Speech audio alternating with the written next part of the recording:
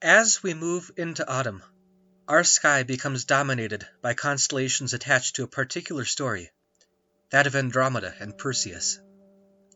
These constellations include Cassiopeia, Cepheus, Pegasus, and Cetus, in addition to Andromeda and Perseus themselves. Cassiopeia in particular is one of the best known constellations. This is partly because it is relatively easy to find. The constellation makes a W or M shape of moderately bright stars, easily visible toward the north in autumn and winter.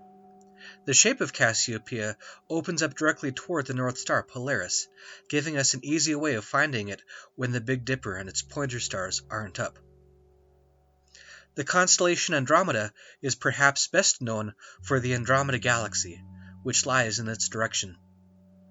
This galaxy is the closest large galaxy to ours. It's an immense conglomeration of 1 trillion stars spread over about 150,000 light-years. At about 2 million light-years away, it is vastly more distant than the individual stars of the constellation Andromeda, all of which are within our own galaxy. It is also considered the most distant object visible to the naked eye. It appears as something of a small, faint cloud under very clear and dark skies, almost as if somebody tried to erase a star with a pencil eraser. In the classical Greek story, Cepheus, Cassiopeia, and Andromeda represent a royal family of Ethiopia. Cepheus was king, Cassiopeia queen, and Andromeda was their daughter. Cassiopeia and Andromeda were strikingly beautiful women, and Cassiopeia was quite proud of this.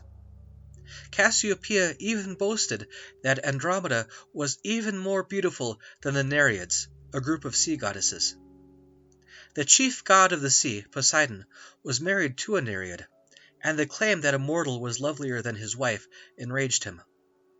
Poseidon called upon a gargantuan sea monster, Cetus, to attack Ethiopia. Nothing in Ethiopia could stop Cetus, and the kingdom was devastated. Cepheus and Cassiopeia consulted an oracle about how they could stop Cetus.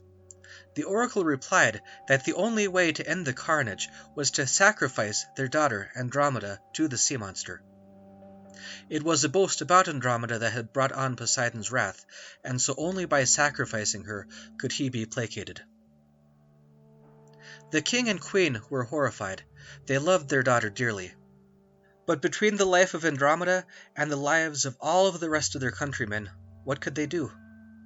So they chained Andromeda to a rock by the sea, and, grieving, waited for the sea monster to take her. But this is not the end of Andromeda's story. Join us next time to hear about Perseus, Pegasus, and the fate of Andromeda.